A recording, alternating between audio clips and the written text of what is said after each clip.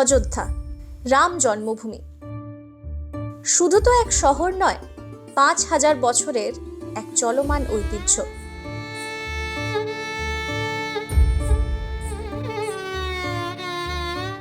আজ তোমাদের নিয়ে যাব সেই অযোধ্যায়। কেমন ছিল ঐতিহ্যের অযোধ্যা? রাম মন্দির উদ্বোধনের আগে শেষ এক বছরে কিভাবে আর কতটা বদলেছে শহরটা।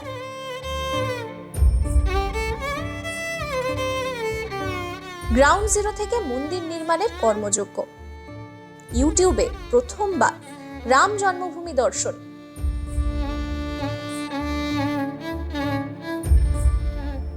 ইতিহাসের অযোধ্যা থেকে রাজনীতির অযোধ্যা হয়ে ওঠার রক্তাক্ত উত্থান পতনে ঘেরা আঁখো দেখা হাল, সব থাকছে এই ভিডিওয়ে। সঙ্গে ১ ডজন স্পট নিয়ে অযোধ্যার সারা দিনের সাইট সিইং। তোমরা যদি অযোধ্যা ভ্রমণের প্ল্যান করো তাহলে এই পর্বটা কিন্তু পুরোটা দেখতে হবে। আর তার আগে চ্যানেলে যদি নতুন হও অবশ্যই সাবস্ক্রাইব করে নিও। তাহলে চলো শুরু করি।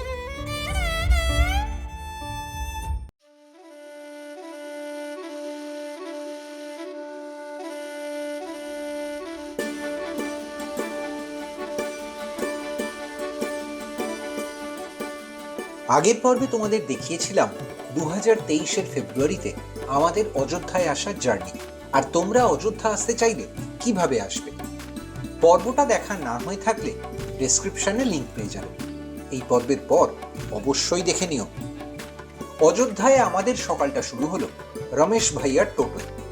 আজ আমাদের প্রথম স্টপ হনুমানগড়ি। এই প্রসঙ্গে বলে রাখি, সংস্কারের জন্য গোটা অযোধ্যার বেশ কিছু অংশেই রাস্তা খোঁড়া, বহু ঘরবাড়ি ভাঙা পড়েছে, নতুন করে সাজছে শহরটা, যাতে কম বেশি আরো ২-৩ বছর লেগেই যাবে। তাই অযোধ্যায় ঘোরার সেরা অপশন অবশ্যই টোটো।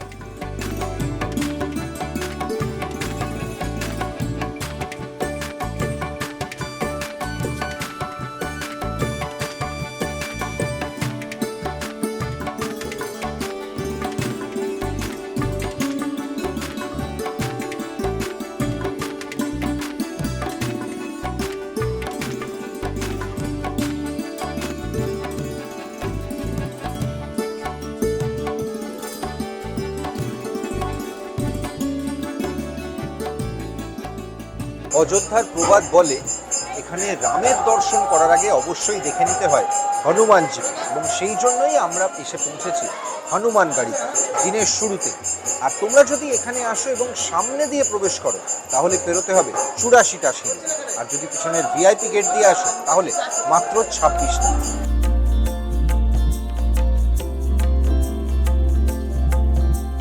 जय हनुमान ज्ञान गुण सागर, जय कपीस तिहु लोक उजागर, राम दूत अतुलित बल धामा, अंजनी पुत्र पवन सुत नामा। অযোধ্যায় হনুমানের এই মন্দির তৈরি হয় ১০ম শতাব্দীতে।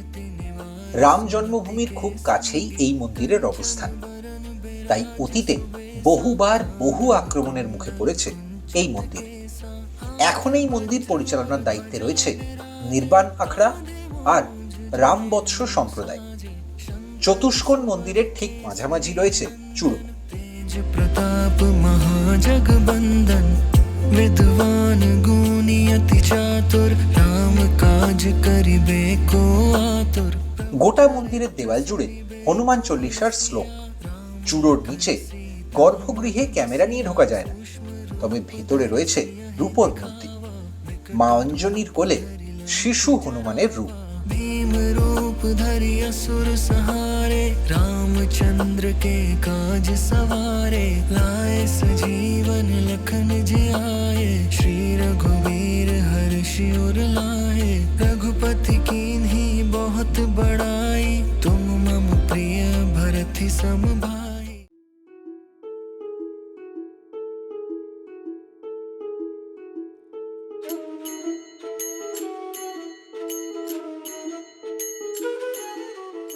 হনুমানগড়ি থেকে হাঁটা পথে ২৫০ মিটারের মধ্যেই রয়েছে দশরথ মহল।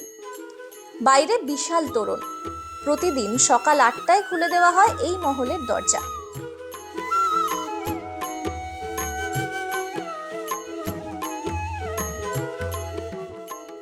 ভেতরে দেওয়ালে অসাধারণ কারুকাজ। হিন্দু বিশ্বাস অনুযায়ী এখানেই ছিল রাজা দশরথের প্রাসাদ। অনেকে একে দশরথ ভবন নামেও ডাকেন। ত্রেতা যুগে এখানেই জন্ম হয়েছিল শ্রীরামের। দশরথ মহল থেকে একটু এগিয়ে ডান দিকে বেঁকলেই কনক ভবনের রাস্তা। দূরত্ব খুব বেশি হলে 200 মিটার।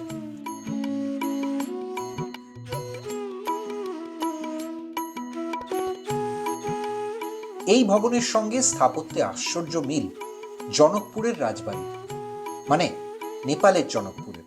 আস্থা অনুসারে রামের সঙ্গে বিয়ের পর সীতা যখন প্রথমবার অযোধ্যায় এসে পৌঁছন, তখন তাকে এই প্রাসাদ উপহার হিসেবে দেন রানী কৈকেয়ী। বনবাস পর্বের আগে এখানেই থাকতেন রাম আর সীতা। ত্রেতা যুগের সেই ভবন দাপর যুগে পুনর্নির্মাণ করান স্বয়ং শ্রীকৃষ্ণ। আবার অযোধ্যার ইতিহাসে উল্লেখ আছে, মধ্যযুগে এই ভবনের সংস্কার হয়েছিল রাজা বিক্রমাদিত্যের হাত ধরে। তারপরেও বহুবার আক্রান্ত হয় এই ভবন। 1891 সালে শেষবার এর সংস্কার করেন ওরছা আর বুন্দেলখণ্ডের টিকমগড়ের রাজা প্রতাপ সিং। বহিরঙ্গের মতোই অন্দরমহলেও দেওয়াল জুড়ে অপূর্ব কারুকাজ।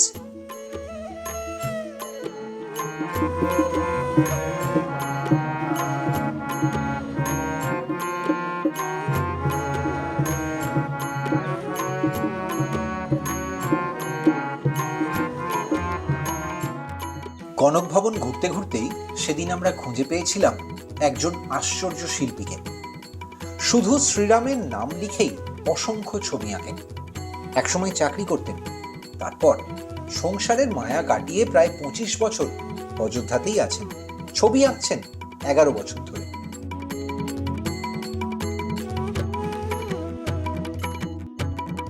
जो भी है मेरा लाइन वो सब भगवान श्री राम का ही कृपा से चल रहा है मेरा ये जाप। ठीक है, हमने हनुमान चालीसा, बजरंग बाण आरती, रामायण जी की आरती, शिव चालीसा, राम चालीसा, शनि चालीसा, दुर्गा चालीसा, पूरा सुंदर कांड, अपना देश का नाम, प्रदेश का नाम, जिला का नाम, अयोध्या जी का नाम, सभी ऋषि मुनियों का नाम मैंने कई बार राम नाम से लिखा है। पहले तो मैं सर्विस में था, लेकिन भगवान का कृपा नहीं था, जितना दिन था उतना दिन किया। इसके बाद में भगवान के भजन में ही है अभी। ठीक है ना, एक संत के प्रेरणा से जो है मेरा ये राम नाम का जाप जो है चल रहा है विश्व कल्याण के लिए। भगवान श्री राम, कनक बिहारी भगवान सभी हमारे देशवासियों को, पूरा वर्ल्ड को सुखी रखें, संपन्न रखें। ठीक है ना, हमारा यही भगवान श्री राम से प्रार्थना है। কনক ভবন থেকে বেরোলেই একের পর এক দোকান, পুজোর সামগ্রী থেকে স্টেশনারি, হাজারো সম্ভার। আর এই গলিতেই রয়েছে একের পর এক খাবারের দোকান। তোমরা অযোধ্যায় এলে খুব সস্তায় জলখাবার বা দুপুরের খাওয়া দাওয়া সেরে নিতে পারো এই অঞ্চলে।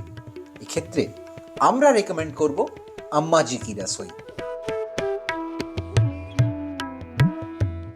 এরপর আমরা রওনা দিলাম রাম জন্মভূমি দর্শনের উদ্দেশ্যে। দশরথ মহলের পাশ দিয়েই রাস্তা, তবে মূল মন্দিরের কাছে পৌঁছতে পেরোতে হলো প্রায় 1.5 কিলোমিটার পথ। পথে ত্রিস্তরীয় নিরাপত্তা ব্যবস্থা, যার শুরুতেই বেশ কিছু পয়েন্টে রয়েছে লকার। এক একটা লকারের ভাড়া 50 টাকা। অযোধ্যায় এলে মাথায় রেখো, রাম জন্মভূমি চত্বরে কিন্তু বেল্ট, পার্স বা চামড়ার কোনো জিনিস নিয়ে যাওয়ার অনুমতি নেই। মোবাইল বা ক্যামেরাও এই লকারেই জমা রেখে ভেতরে ঢুকতে হয়। লিপস্টিক, জলের বোতল, যে কোনো ধাতব সামগ্রী, এমনকি কয়েন নিয়েও প্রবেশ করা যায় না। দ্বিতীয় স্তরে পুরুষ ও মহিলাদের আলাদা লাইনে মেটাল ডিটেক্টরে চেকিং হয়। আর শেষ স্তর পর্যন্ত পুরো অংশ জুড়েই আছে সিসিটিভির নজরদারি। এখন আমি যেখানে দাঁড়িয়ে আছি তার পাশ দিয়ে এই যে রাস্তাটা চলে গেছে, আজকে মানে 2023-এর শুরুতে দাঁড়িয়ে এটাই কিন্তু রাম জন্মভূমিতে যাওয়ার অস্থায়ী রাস্তা। মেন যে এন্ট্রেন্সটা তৈরি হচ্ছে সেটা ওই দিকে, সেখানে এখনও প্রচণ্ড রাস্তা ভাঙা, তাই যাওয়া খুব একটা যাচ্ছে না। তবে আমরা ভেতরে গিয়েছিলাম, 3 দফা চেকিং, কোনো ভেতরে ক্যামেরা, ফোন, ঘড়ি বা কোনো জিনিসই অ্যালাউড নয়, শুধুমাত্র পার্স, টাকা বা আইডি প্রুফ ছাড়া। কড়া নিরাপত্তা, দুর্দান্ত অভিজ্ঞতা।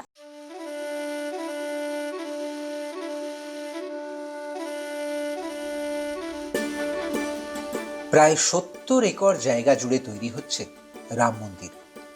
সব মিলিয়ে 1800 কোটি টাকার প্রকল্প। দায়িত্বে রয়েছে লারসেন অ্যান্ড টুব্রো সংস্থা। আপাতত দিনরাত এক করে কাজ চালাচ্ছেন অসংখ্য মানুষ।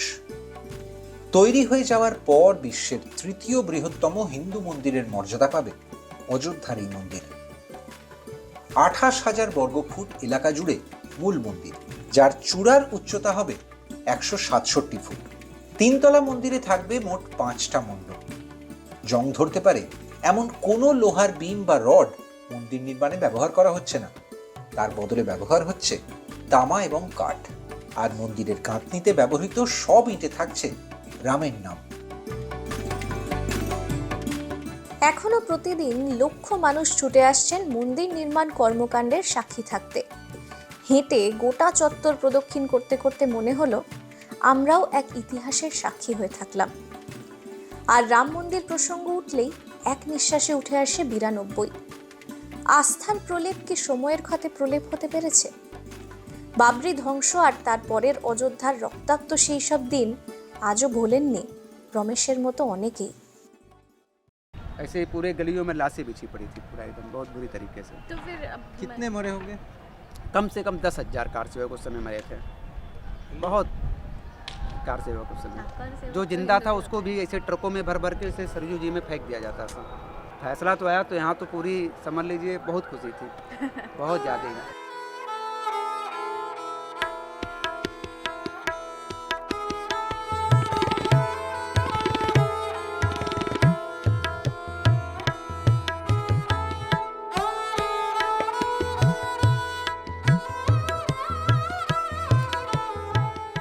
রাম জন্মভূমি দেখে লকার থেকে জিনিসপত্র নিয়ে রাজদুয়ার পৌঁছতেই বেলা বেড়ে গেল। আমরা রওনা দিলাম রাম মন্দিরের কর্মশালার উদ্দেশ্যে। তবে তার আগেই থামলাম রাজ সদনে। অযোধ্যার এই রাজবাড়ির যতটা না ঐতিহাসিক গুরুত্ব, ইদানিং তার থেকেও বেশি আগ্রহ ওয়েব সিরিজ আশ্রমের শুটিং লোকেশন হিসেবে।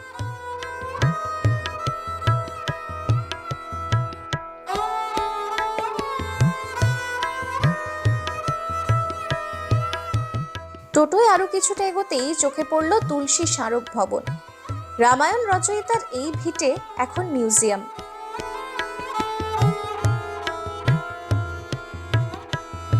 তবে সময়ের অভাবে নেমে ঘুরে দেখা হলো না। আরো খানিকটা এগোতেই পৌঁছলাম রাম মন্দির কর্মশালায়। অযোধ্যার রাম মন্দির সম্পূর্ণ হতে হয়তো আরো 2 বছর লেগেই যাবে। তবে নেপথ্যে মন্দির নির্মাণের আসল কর্মকাণ্ড চলছে এখানে। ये 6 कुंटल 13 किलो का है और ये राम मंदिर जब बन जाएगा तो उसमें ये बंद हो जाएगा, राम मंदिर में टंग जाएगा घंटा। और छोटे छोटे राम लक्ष्मण सीता भी दिए हैं, हनुमान जी गणेश भी दिए हैं, साथों साथ आया है।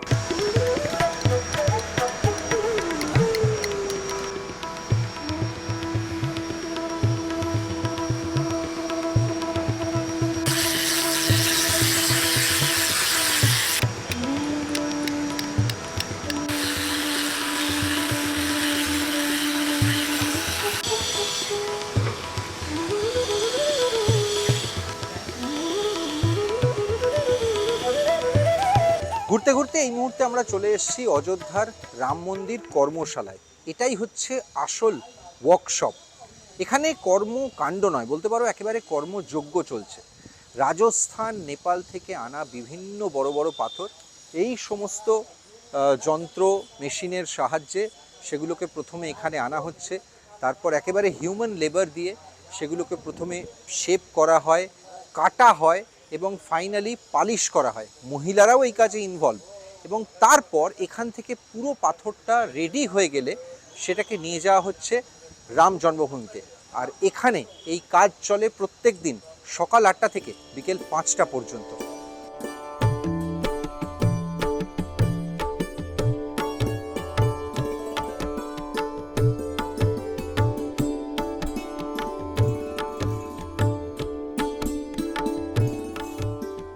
কর্মশালা থেকে কিছু দূরেই এই মাঠ। ঐতিহাসিক তাৎপর্য না থাকলেও এখানে ভিড় জমাচ্ছেন অসংখ্য মানুষ। নেপাল, রাজস্থান, বুন্দেলখণ্ড থেকে রাম মন্দির তৈরির পাথর আসছে এখানে।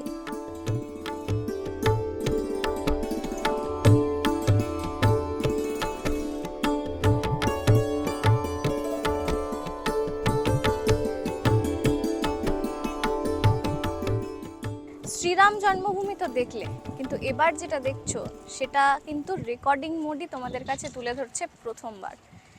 এই যে এখানে দুটো পাথর রাখা হয়েছে, গণ্ডক নদী থেকে তুলে আনা হয়েছে, মানে নেপাল থেকে এসেছে শালগ্রাম শিলা। তার মধ্যে যে বড় পাথরটা সেটা থেকে তৈরি হবে রাম বিগ্রহ, আর যেটা ছোট পাথর সেটা থেকে তৈরি হবে সীতার বিগ্রহ। ফেব্রুয়ারির সেই দুপুরে রমেশের টোটোয় এরপর আমরা রওনা দিয়েছিলাম রাম কি পেরির উদ্দেশ্যে।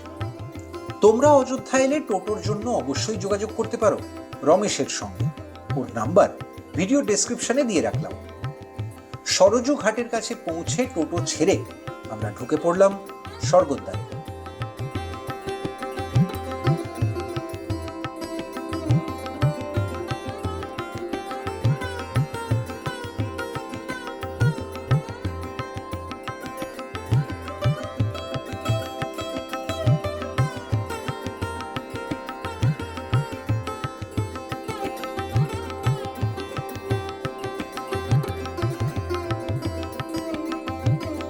তোমাদের অনেকেরই হয়তো এই ছবিগুলো দেখে বেনারসের কথা মনে পড়তে পারে।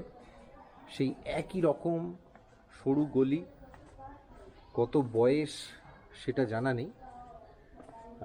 বিষয়টা অনেকটা এক অযোধ্যাতেও। আমরা এই মুহূর্তে সরজু ঘাটের ঠিক পাশে যেটায় রয়েছি, যেখানে এটাকে অযোধ্যায় বলা হয় স্বর্গদ্বার। তবে এখানে এসে স্বর্গদ্বার নিয়ে একটা অন্য গল্প জানতে পারলাম। সেই গল্পটা হচ্ছে, একটা প্রাচীন বিশ্বাস থেকে বহুবার এরকম ঘটনা ঘটে। দূর দূরান্ত থেকে দরিদ্র মানুষ তারা এসে বাড়িতে বা ফ্যামিলিতে কোনো কেউ যদি মানসিক অসুস্থ হন, তাকে এই গলিতে ছেড়ে দিয়ে চলে যান। এবং সেটা কিন্তু অযোধ্যার সঙ্গে জড়িয়ে থাকা একটা খুব প্যাথেটিক গল্প। এবং এই সব কিছু ঘটে একটা মিথ থেকে, যেখানে মানুষ মুখে মুখে প্রচলন হয়ে গিয়েছিল যে এখানে এসে মানসিক অসুস্থ কাউকে ছেড়ে দিলে তিনি নাকি সুস্থ হয়ে যাবেন।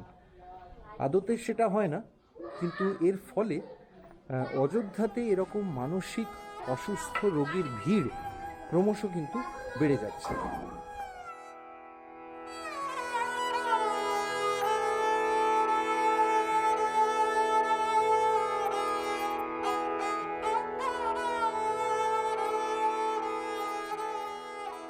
অযোধ্যার এই স্বর্গদ্বারের সবগুলি শেষ পর্যন্ত গিয়ে মেশে সরজুর ঘাটে। এখানেই পরপর বহু জাগ্রত মন্দির। সরজুর মন্দিরে এই ভর দুপুরে কপাট বন্ধ। একটু অপেক্ষার পর আমরা পৌঁছলাম নাগেশ্বরনাথ মন্দিরে। আস্থা বলে এই মন্দিরের প্রতিষ্ঠা করেন রাম সীতার পুত্র কুশ। অযোধ্যার অন্য অনেক মন্দির কালের নিয়মে ভেঙে পড়লেও বিক্রমাদিত্যের রাজত্বকাল পর্যন্ত অটুট ছিল নাগেশ্বরনাথের এই মন্দির। গুপ্ত যুগেও এই মন্দির সংস্কার হয়। প্রতি বছর শিবরাত্রিতে বিরাট অনুষ্ঠান হয় এই মন্দিরে।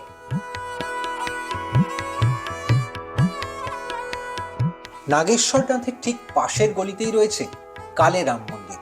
পুরাতত্ত্ববিদদের মতে 2000 বছর আগে এই মন্দির পুনর্নির্মাণ করান রাজা বিক্রমাদিত্য। এরপর 1528-এ অযোধ্যা আক্রমণ করে বাবরের মুঘল সেনা। এই মন্দিরের রামের মূর্তি তখন সরজু নদীতে লুকিয়ে রাখেন পুরোহিতরা। সেই থেকে 220 বছর সরজুর নদীগর্ভেই ছিল মূর্তি। তারপর 1748-এ নদীতে স্নান করতে নেমে এই মূর্তি খুঁজে পান মহারাষ্ট্রের এক ব্রাহ্মণ। তারপর এই মন্দিরে সেই মূর্তি পুনঃপ্রতিষ্ঠা হয় কালে রাম হিসেবে।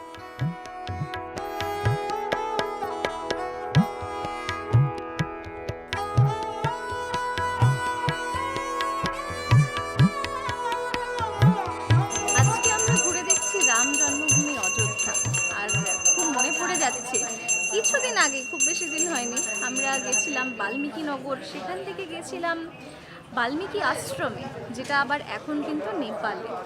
এই ব্লগটা দেখতে দেখতে সেই ব্লগটা কি তোমাদেরও মনে পড়ছে নাকি তোমরা দেখোইনি? যদি মিস করে গিয়ে থাকো তাহলে লিঙ্কটা ডেসক্রিপশনে নিচে দিয়ে দিলাম, লিঙ্ক থাকলে ওপরে আই বাটনেও, এই ভিডিওটা শেষ করে দেখো।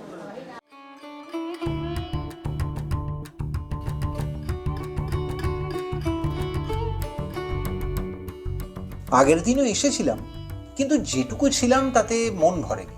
তখনই ভেবেছিলাম অবশ্যই আবার আসতে হবে। তাই অযোধ্যায় সারাদিন চরকিপাকের পর ক্লান্ত দুপাকে আরাম দেওয়ার জন্য ফেব্রুয়ারির সেই বিকেলে আমরা বেছে নিয়েছিলাম সেরা ঠিকানা, রামকিপের। এখন আর মনে হবে হাঁটার শক্তি থাকছে না, তখন এই সরজু নদীতে পা ডুবিয়ে বসে পড়ো, সব দুঃখ ভুলে যাবে।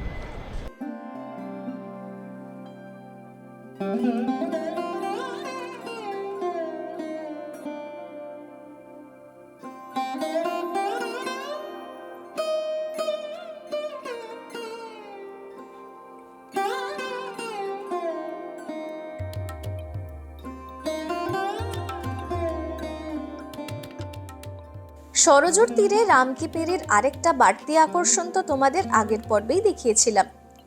সূর্য পশ্চিমের দিগন্তে ঢলে পড়তেই রোজ অন্য চেহারা নেয় এই চত্বর। অন্ধকার নামতেই হরেক রঙে সেজে ওঠে রামকিপেরি।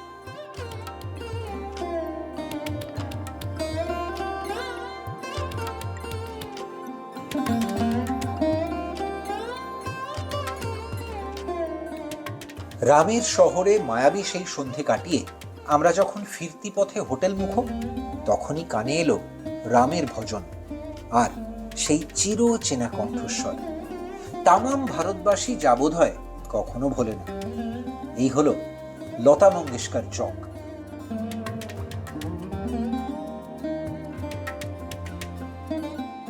সেই চক যার নাম নিয়েও কম বিতর্ক হয়নি। অযোধ্যায় অনেকের দাবি ছিল চক হোক নিহত কর সেবকদের নাম, কিন্তু শত আপত্তি সত্ত্বেও যোগী সরকার এই চৌরাহার নাম রাখে প্রয়াত নাইটিঙ্গেলের স্মরণে। অযোধ্যার এই পর্ব তোমাদের কেমন লাগলো কমেন্টে জানাতে ভুলো না। তোমাদের অযোধ্যা ভ্রমণের অভিজ্ঞতা আমাদের সঙ্গে শেয়ার করতে পারো আমাদের ফেসবুক গ্রুপ রেকর্ডিং মোড ট্রাভেলগে। আর যদি এই চ্যানেলে নতুন হও তাহলে ইউটিউবে সাবস্ক্রাইব করতে ভুলো না। তোমার একটা লাইক বা একটা সাবস্ক্রাইবই কিন্তু আমাদের কাছে অনেক বড় ইন্সপিরেশন। তাই ফেসবুক, ইনস্টাগ্রামেও লাইক ফলো করো রেকর্ডিং মোডকে। আর এই পর্ব দেখার পরেও যদি অযোধ্যা নিয়ে তোমাদের মনে কোনো প্রশ্ন থাকে তাহলে আমাদের সঙ্গে যোগাযোগ করতে পারো স্ক্রিনে দেওয়া নম্বরে। পরের পর্বে আবার দেখা হবে একদম নতুন কোনো জার্নিতে।